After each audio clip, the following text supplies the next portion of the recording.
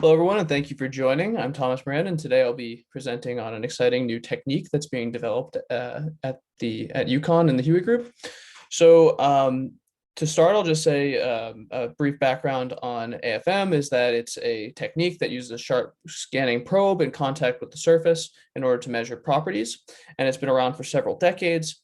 But until recently, until this technique that we've developed, it's been confined only to measuring surface properties.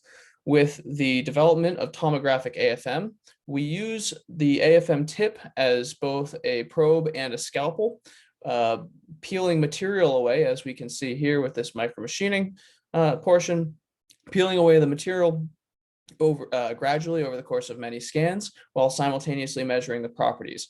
And this allows us to gain unprecedented volumetric property resolution.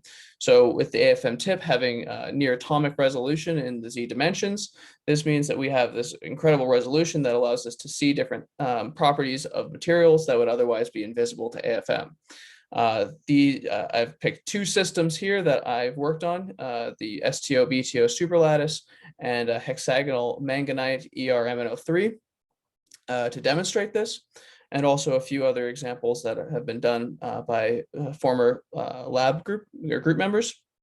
So with the STO-BTO superlattice, what we're seeing here is an example of a stacked material where strontium titanate is not piezoelectric, so it's paraelectric, and barium titanate is piezoelectric. So when we mill away this material and measure the properties, we can distinguish between these layers in our reconstructed volume.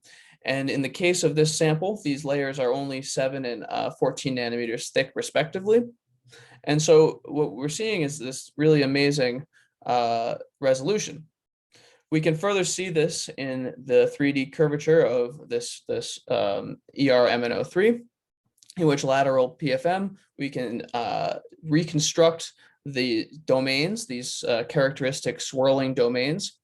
This reconstruction here, this measurement has over 4.5 million voxels. And we can calculate things such as the curvature in 3 dimensions, and it gives us the highest ever resolution of principal curvature ever achieved.